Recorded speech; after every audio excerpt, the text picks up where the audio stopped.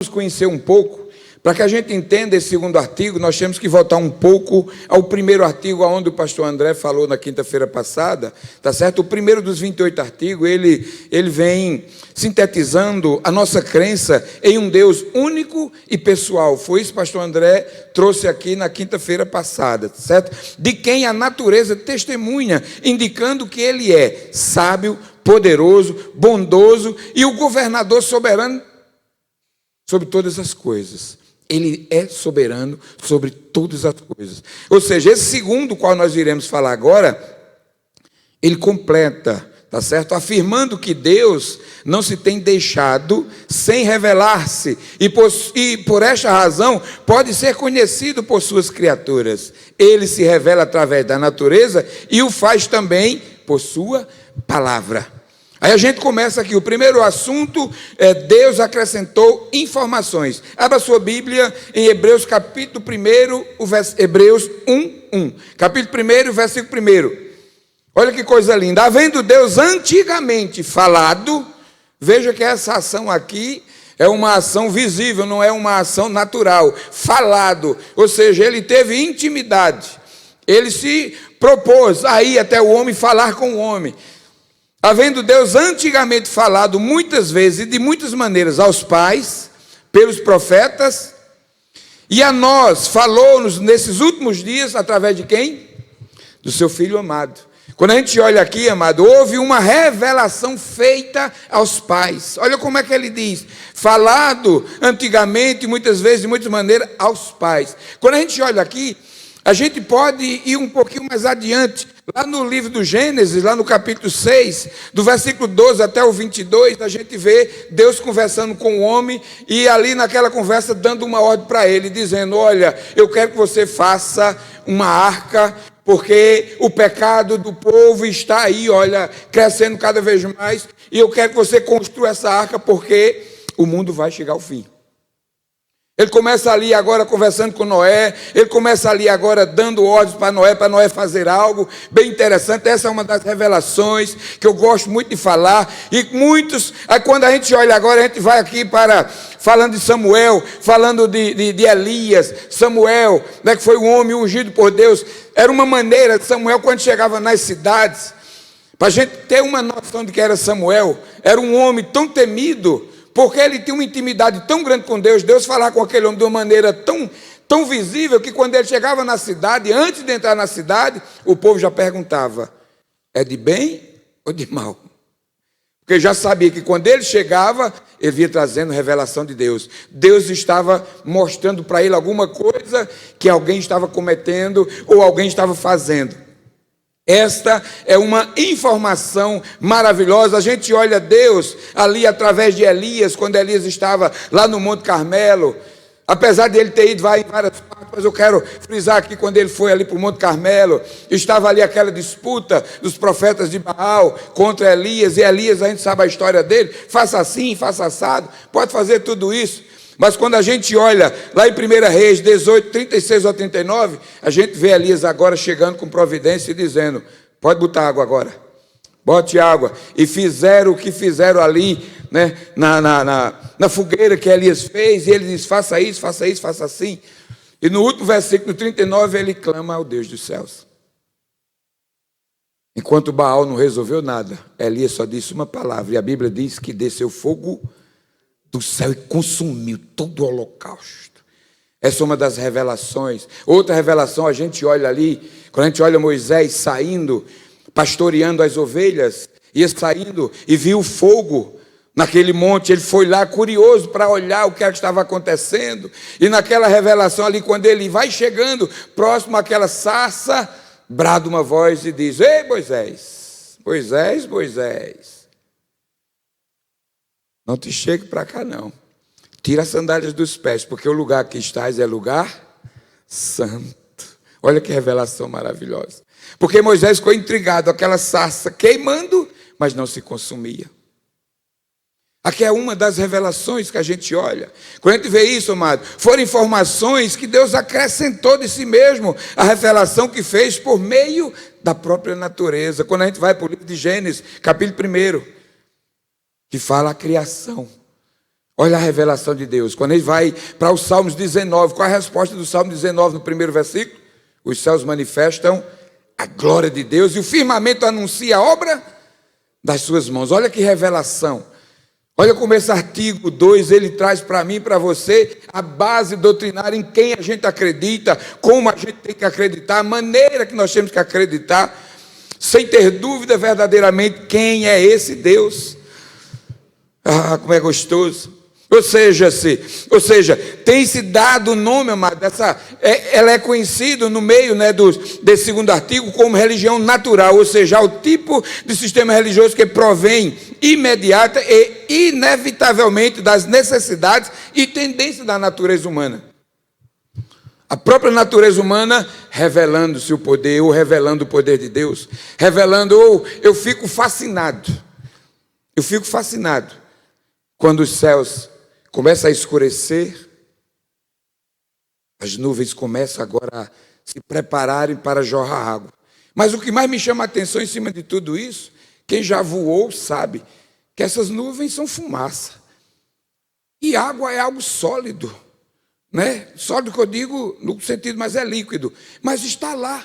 Não cai uma gota se o Senhor não permitir. Fica lá parada até o determinado tempo que Deus se revela e diga, agora desça para que haja chuva sobre a terra.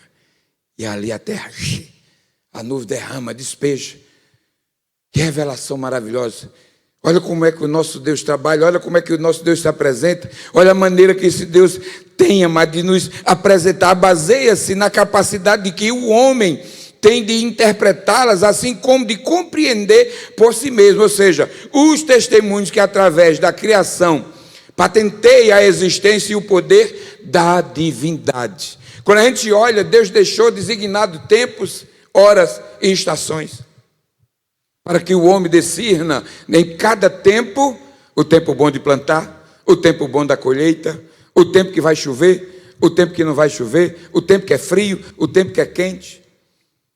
Deus criou noite, Deus criou dia, tudo isso, amado, para nos favorecer, para que a gente possa ter o cuidado de compreender quem verdadeiramente é esse Deus.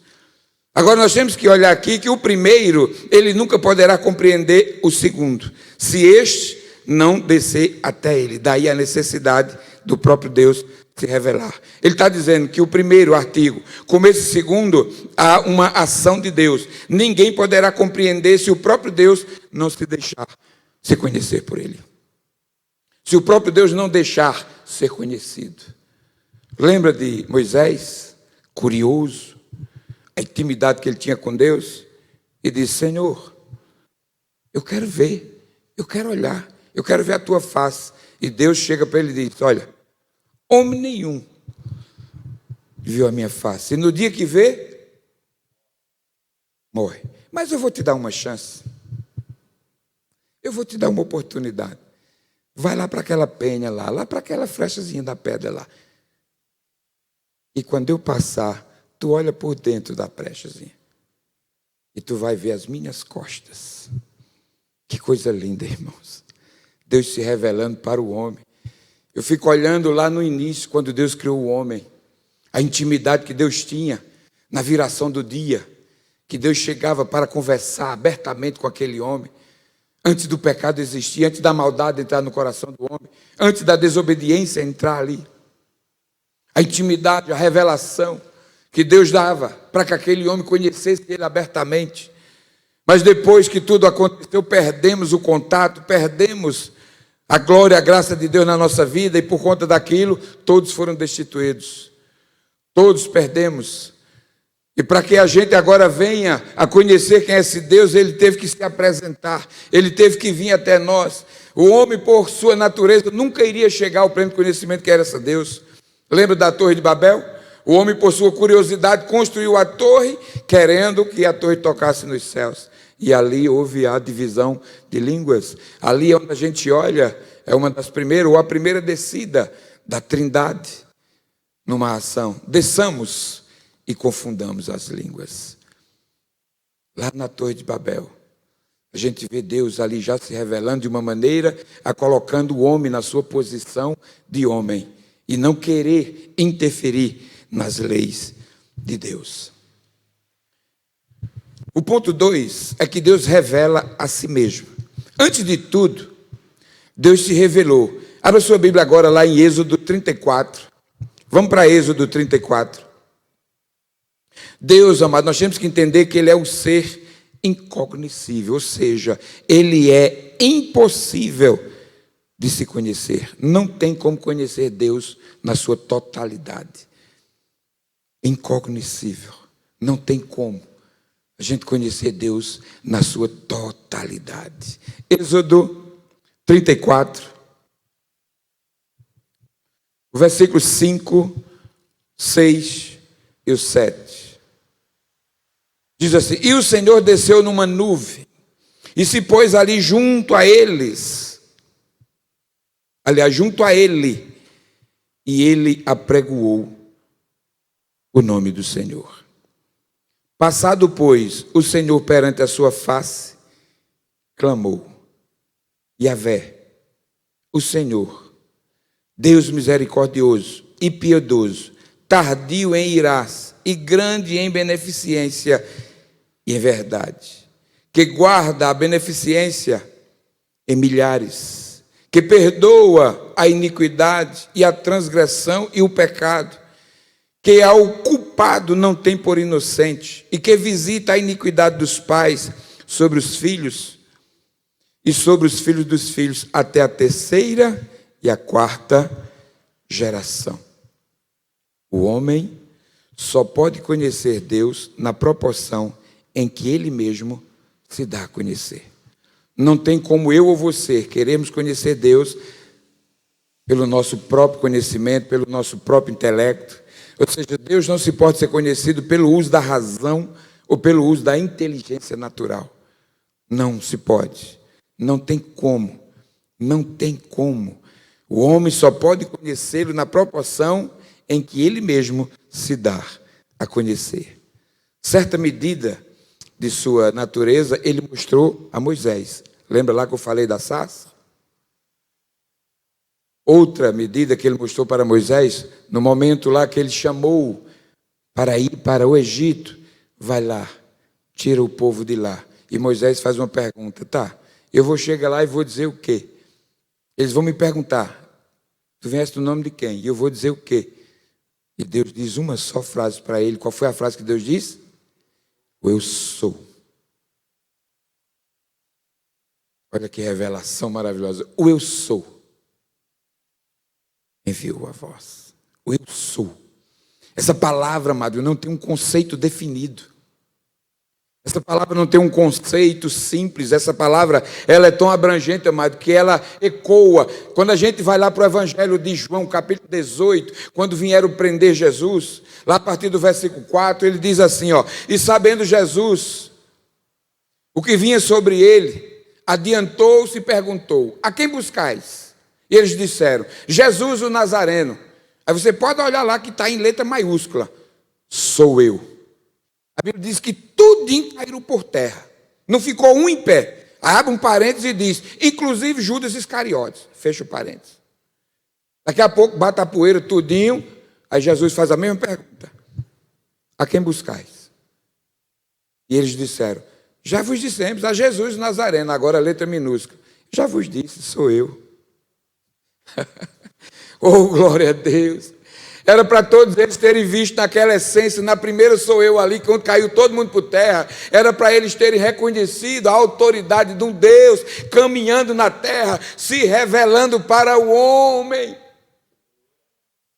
Mas às vezes, amado, nós estamos tão arraigados, com os nossos sentimentos feridos, com a nossa religiosidade mais em ênfase do que mesmo a fé crescente, e não olhamos para aquele que verdadeiramente nos presenteou com a vida.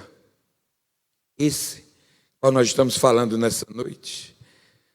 Ah, amado, certa medida de sua natureza, ele mostrou a Moisés, progressivamente a outros servos, em alguns dos quais também inspirou para que registrasse a revelação. Está aqui a palavra de Deus. Foram homens usados e ousados por Deus para escrever. Tem o nome deles aqui, mas o autor principal não é o nome deles que estão aqui. É Deus que usou cada um deles para escrever segundo os seus propósitos, segundo os seus projetos, segundo as suas revelações, segundo tudo quanto Ele queria que o homem tomasse conhecimento acerca de quem verdadeiramente Ele é. É por isso que essa palavra, ela é divinamente inspirada. Essa palavra leva o homem para o céu. É só ele atentar para o que nela contém. E eu tenho certeza que você nunca vai se arrepender. Ninguém, olhe, ninguém saberia nada a respeito de Deus se Ele mesmo não se mostrasse. Todas as narrativas que eu contei para você até agora, todos os momentos que eu contei para você até agora, quantas vezes o homem procurou a Deus, quantas vezes o homem procurou conhecer quem era Deus, porque na sua essência Deus não se deixa conhecer. Ele se revela para mim, Ele se revela para você. É através da oração. Nós, como cristãos, você, mulher, homem de Deus, é através da oração que Ele se revela para você. Quando Ele diz, clame a mim e responder-te-ei. Ele está dizendo, eu estou presente no momento que você me buscar. Eu estou aqui, olha, para me revelar. Certa vez eu estava, olha que coisa linda, vou dar um testemunho rápido aqui para você entender quem é esse Deus na essência. Certa vez eu estava orando, aliás, dormindo. Já era bem uma hora para 2 horas da manhã, eu me acordei assustado. E quando eu me acordei, Deus bradou no meu coração dizendo, vá, ore, interceda pelo meu servo fulano de tal. Eu comecei a interceder, e só vinha no meu coração espírito de morte. Eu comecei, mas eu orava, quanto mais orava, mais chorava, e aquele arrepio medroso, aquele arrepio como se a gente tivesse alguma pessoa diferente ali perto da gente. E eu comecei, e orei, aí minha esposa se acordou com o barulho do choro, orando e chorando, ela disse, foi que houve, meu filho? Eu digo, vá dormir, e é eu e Deus aqui, vá, volta a dormir. E eu continuei orando ali, continuei. Quando foi mais ou menos umas 3 horas, aí parou. Eu fiquei de joelho, nos pés da cama lá, e parei. Ficou em silêncio. Aí eu dentro do meu quarto, eu orando, disse, Senhor, se Tu estiver aqui, se revela para mim. Faça alguma coisa para que eu veja que Tu estás aqui do meu lado. Irmãos, Ele passou a mão na minha cabeça, que meus cabelos ficaram em pé assim. Não tem aquela bola, né, elétrica, que tem energia, que quando a gente toca nela, o cabelo fica em pé. De madrugada ali, meus cabelos ficaram em pé, assim, de um jeito, como se fosse assim, a mão dele passando sobre minha cabeça. Aí ali agora eu comecei a rir, a chorar, a cantar, a orar, agradecendo. Eu digo, Senhor, obrigado porque é aqui que eu vejo que Tu estás comigo, Senhor. É nesse momento, é nessa hora que a gente percebe e sabe que Deus está conosco. Sabe o que foi que aconteceu no dia seguinte? Isso era numa segunda-feira, na terça-feira era culto de oração. Quando eu cheguei naquelas portas ali, na frente da igreja, a pessoa por quem Deus mandou eu orar, ele estava lá. Eu chamei lá a parte, eu digo, meu irmão, eu queria ter uma conversa, 5 minutinhos com o senhor, posso? Ele disse, pode, meu irmão. Eu digo, porque Deus me levantou ontem de madrugada, por volta de 1 hora da manhã, para orar pelo senhor, repreendendo espírito de morte. Ele me pegou pelo braço, olhou para um lado, olhou para outro, disse, vamos ali, e me puxou para frente. Ele me deu um abraço, começou a chorar e disse, foi no momento que eu estava brigando com minha esposa e eu ia dar-lhe uma facada. Nunca eu esqueci disso. É esse Deus que se revela, é esse Deus que a gente acredita, é nesse Deus que a gente tem que acreditar de dia e de noite. É assim, amado, que Ele se apresenta, é dessa maneira que Ele se apresenta para mim e para você. Eu nunca mais esqueci desse testemunho. O homem não está mais na nossa igreja. Saiu. A revelação de Deus, como Deus se revela. Veja só, amado, Deus, Ele é um ser incognoscível, ou seja, não tem como a gente conhecer Ele no total, no inteiro. O conhecer pouco que a gente conhece já é gostoso. O conhecer pouco que a gente já tem desse Deus já é maravilhoso. Imagina a gente conhecesse Ele no total. Nós só iremos conhecer Ele na essência quando a igreja for arrebatada. Nós só iremos conhecê-lo, esse Deus na essência, quando a igreja subir, quando a igreja estiver lá e todos estiverem cantando aquela voz com um único coro: Santo, Santo, Santo, Santo é o Senhor dos exércitos. Santo, Santo, Santo, Santo. Imagina só naquele dia, ele dando-se a conhecer por inteiro, por completo, aquele a quem ele criou. Como é maravilhoso. É por isso que eu amo a nossa base doutrinária, por isso que eu amo a nossa base doutrinária. Deus se revelou a si mesmo, Deus tem deixado ser transparente, Deus se revelou de si mesmo na forma da sua natureza, da sua personalidade e dos seus atributos. É assim que a gente tem que entender. Quando ele se apresenta na forma da sua natureza, na forma da sua personalidade e dos seus atributos. Quais são os atributos que a gente conhece mais de Deus aqui? Os mais citados: onisciente, onipresente, onipotente. Mas tem vários atributos. Deus tem vários atributos. Mas o que nós mais recebemos dele é essa revelação aqui. Esse Deus, ele também é um Deus, olha o atributo dele, que ele é um Deus transcendente. Ele é um Deus que ocupa o espaço, mas cabe dentro do nosso coração. Está morando dentro de mim, dentro de você. Olha que revelação maravilhosa. Como é que a gente sabe disso? O próprio Jesus disse, lá no Evangelho de João, capítulo 14. Ele começa narrando: não se turbe o vosso. Credes em Deus, crede também em mim. Na casa do meu pai há muita morada. Aí vai. Aí lá na frente ele diz: olha, eu vou, mas não fique preocupado não, porque eu vou rogar ao Pai e ele vai enviar um outro, o Consolador, que habitará em vós. O mundo não conhece não, porque ele habita em vós. Veja que Deus transcendente, que Deus maravilhoso, a Trindade trabalhando no ser criado por ele. A revelação de Deus, amado, na nossa vida hoje, ele fala através de seu Filho, e hoje está conosco o Espírito Santo nos dando orientação, nos aconselhando e nos mostrando o caminho certo qual nós devemos caminhar e viver diariamente. Essa é a nossa base doutrinária. É aqui onde nós temos as nossas fundamentações, é aqui onde nós somos alicerçados. Eu não fui longe porque, se eu falasse tudo aqui, eu ia passar muito tempo. Mas eu quero ir agora já para a terceira parte, a revelação do que Deus quer dos homens. O que é que Deus quer de mim e o que é que Deus quer de você. O Senhor também revela o que deseja dos homens. Ele lhes deixou preceitos infalíveis. Está aqui. Preceitos infalíveis. Mas dentro desses preceitos infalíveis aqui tem uma frase que me chama muita atenção, que ele diz: o meu povo perece por quê? Por falta de conhecimento. O meu povo perece por falta de conhecimento. Não está falando por falta de palavra. Palavra tem. São 66 livros para a gente ler. E todos os dias que você ler, vem uma porção diferente para a tua alma. Todos os dias, se você quiser ler o Salmo 23, Deus vai se revelar para você dentro daqueles salmos, todos os dias de uma maneira diferente. Se você ler Romanos 8:1, todos os dias Deus vai dizer algo para você. Portanto, agora, cada vez que você lê, é aquele instante, é aquele momento, é aquela ação. Essa é a ação, a revelação do que Deus requer dos homens, pelos quais, esses preceitos infalíveis, pelos quais devem conduzir ou conduzir-nos enquanto estivermos aqui, estaremos aqui nessa peregrinação, neste mundo.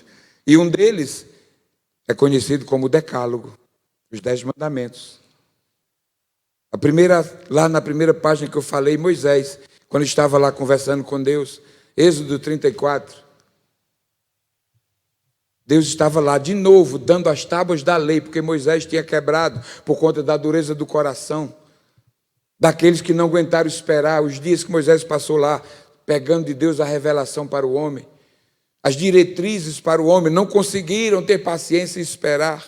Hoje, às vezes, nós estamos vivendo nesse sentido. Às vezes o Senhor manda a gente esperar e às vezes a gente quer dar um passo maior do que isso e acaba dando tudo errado.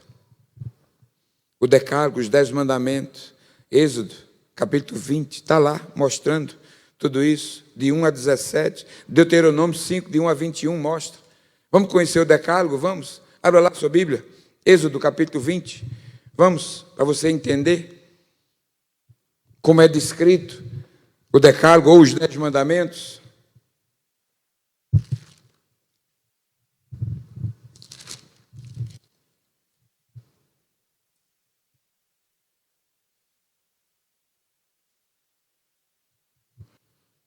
Além de ser do primeiro versículo, eu quero começar do versículo 3, que já começa já o primeiro assunto, né? Não terás outros deuses diante, já é o primeiro dos 10 mandamentos. Mas quando a gente olha aqui, esse decálogo ele é dividido em duas partes. Vocês já perceberam isso? Que o decálogo, os 10 mandamentos, ele é dividido em duas partes. São duas partes. Não são simplesmente os 10 mandamentos em seguida. Ele divide em duas partes. A gente vai entender. A primeira parte compreende os 4 primeiros mandamentos. Os 4 primeiros mandamentos refere-se aos deveres do homem para com Deus. Primeiro, segundo, terceiro e 4º mandamento. Leia aí. O primeiro mandamento, ao dever do homem para com Deus. Qual é o primeiro mandamento? Versículo 3. Não terás outros deuses diante. Esse é o primeiro mandamento. A primeira parte, como o primeiro dever do homem para com Deus, é não ter outros deuses diante dele. Segundo, não farás para ti o quê? Imagens de escultura. Ao dever do homem, não ter outro Deus e não fazer imagem de escultura. Versículo 5. Além de não fazer, o que é que tem que ter também? Não te encurvarás. Aliás, não, é o versículo 7. É o terceiro mandamento, está no versículo 7. Não tomarás o nome do Senhor teu Deus em vão. E o 4º está no versículo 8. Lembra-te do dia do sábado para o santificar. Eu sempre trago isso aqui, quando eu ministrei os 10 mandamentos, eu frisei muito nesse versículo 8, principalmente acerca desse dia do sábado. Esse sábado, essa nomenclatura, ela gera muita confusão na cabeça de alguns irmãos, na cabeça de algumas pessoas. Quando a gente olha essa palavra sábado aqui, lá no original significa sabate, repouso, descanso. Aqui não está falando de uma nomenclatura. Eu sempre gosto de trazer à mente dos irmãos que o calendário foi criado agora há pouco. Esse calendário qual a gente vive é o calendário o quê? Romano. A gente vive o calendário romano. Depois de Cristo. Vê que eu estou lendo aqui Êxodo lá, e já fala de sábado. Só que o sábado aqui não está nesse calendário que a gente vive. Segunda, terça, quarta, quinta, sexta, sábado. Não. Essa palavra sábado aqui não está dentro do calendário. E sim está na nomenclatura. Lembra-te do dia do sábado. Essa palavra sábado aqui era o sábado, é o dia do Senhor, o dia da santificação, o dia que você ia escolher para santificar. Não é um dia como a nomenclatura. Ele diz lá na frente: trabalharás 6 dias. Não importa se é segunda, terça ou quarta, vai trabalhar 6 dias. O 7º é o repouso. Mas às vezes a gente pega essa nomenclatura e aí fica aquele debate aí, né, que eu não vou entrar em detalhe, que não vem o caso, não é a doutrina dessa noite. Mas esses 4 principais aqui, os primeiros decálogos, os primeiros dos 10 mandamentos, os 4 primeiros dos 10 mandamentos, fala a respeito dos deveres do homem para com Deus. Vamos repetir eles de novo, vamos lá. Os 4 primeiros, quais são? Versículo 3.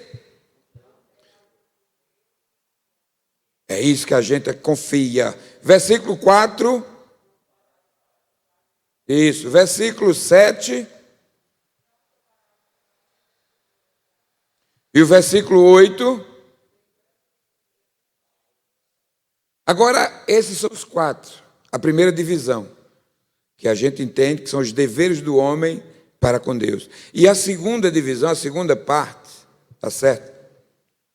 Composta dos outros 6 mandamentos, contém deveres para com o próximo. Agora vem aqui, a partir do versículo 12. Ao primeiro dever agora que nós temos que ter com o próximo. Versículo 12, qual é o quinto mandamento? Honra pai e mãe. Sexto mandamento, está no versículo 13. Não matarás, olha aí. Versículo 14 é o sétimo. O oitavo está no 15. 16. E o décimo está no 17. Não cobiçarás a casa do teu próximo, e também nem cobiçará a mulher do teu próximo, nem o serve, assim vai. Está vendo aqui, igreja, como é a revelação de Deus, o que Ele requer do homem, o que Ele requer de mim, de você, o que Ele cobra de mim, de você. Ele se revela para mim, para você, mas Ele também cobra de mim, de você, situações que Ele também quer que nós sejamos com Ele também sinceros, que nós vivamos para com Ele de maneira que Ele também se agrade, que Ele também tenha interesse de cada vez mais se revelar para conosco. Por essa razão, amado, é que Paulo ensina lá a Timóteo que as sagradas letras podem fazer o homem sábio para a salvação e também pode se tornar útil para o ensino, para a repreensão, para a correção e para a educação na justiça. Tudo isso nós acabamos de ler, esses 10 mandamentos, quando a gente separa nessas duas ações aqui, os 4 primeiros, em respeito a Deus, e os 6, na segunda parte, em detrimento à comunidade, ao próximo, à família, aos deveres que nós temos com a sociedade. É por isso que Paulo fala a Timóteo que ela é sábio para a salvação, para a correção, repreensão e educação na justiça, conduzindo ao alcançar o propósito de Deus. Está lá em 2 Timóteo 3. Vamos para lá? 2 Timóteo, capítulo 3, 15 e 17.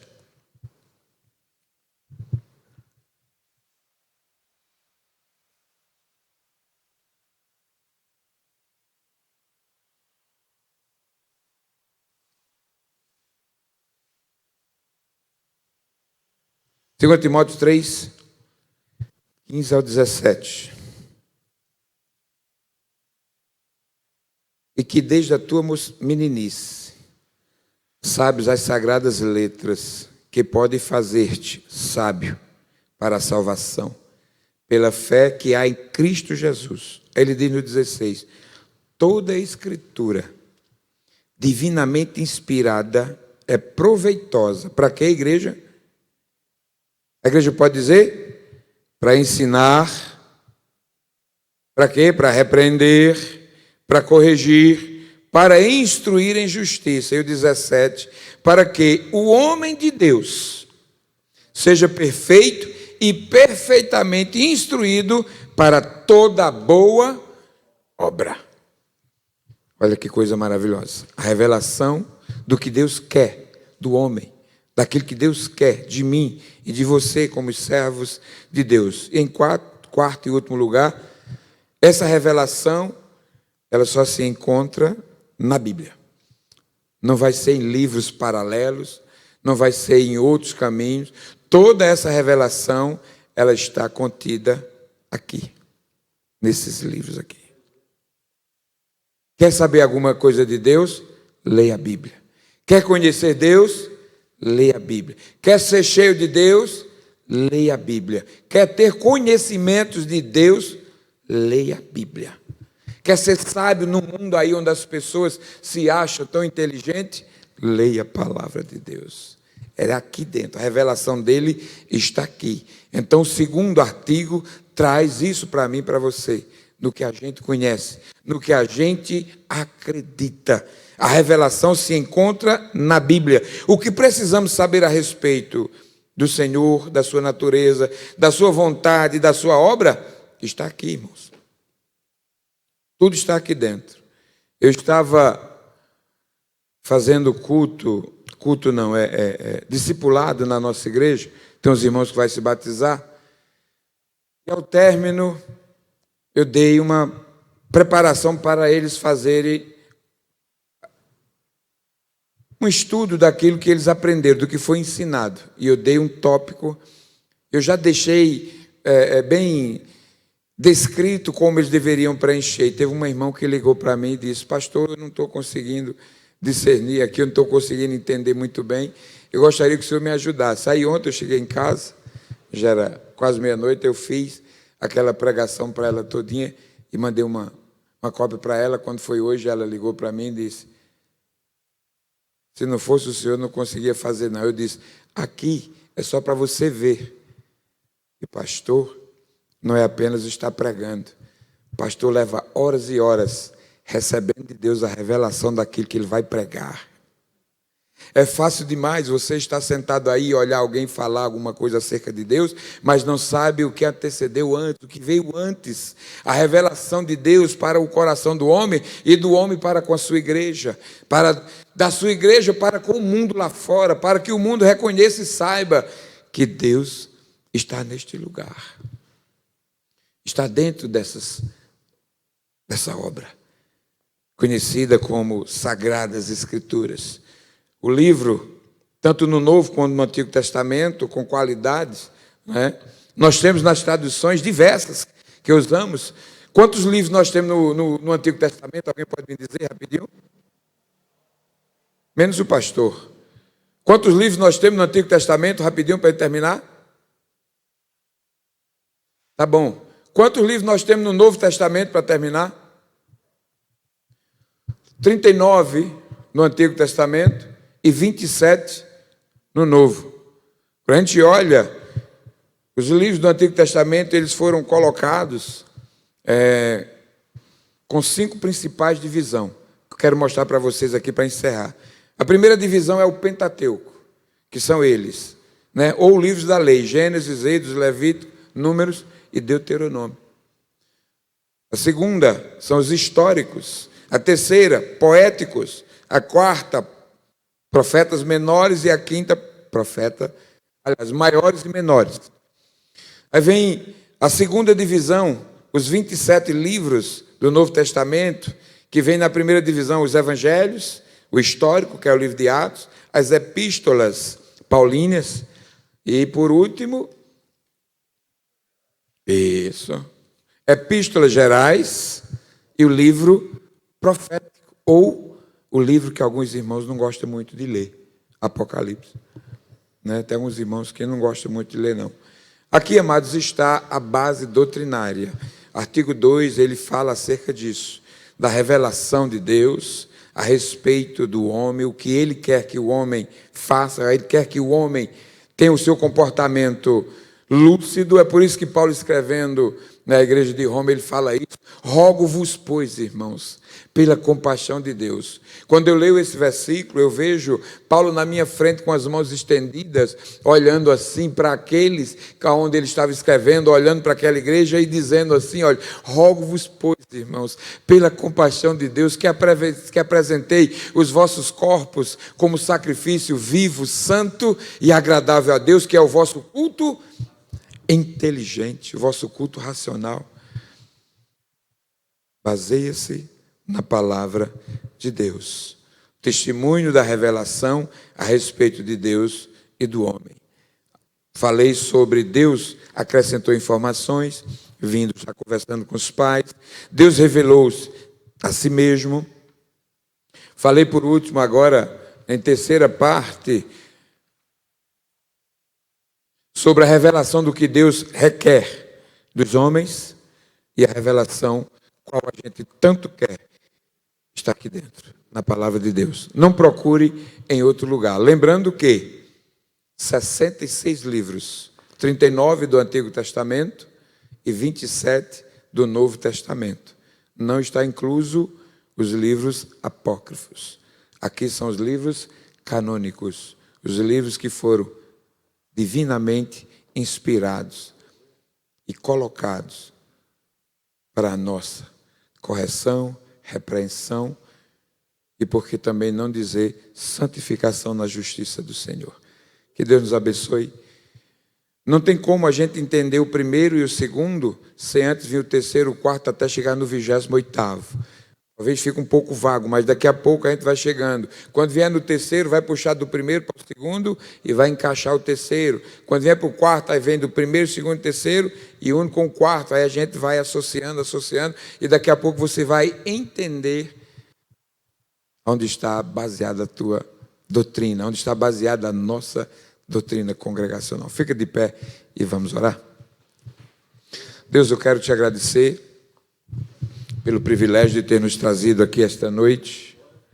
Obrigado, meu Deus, pela tua presença. Obrigado a Deus pelos teus ensinamentos.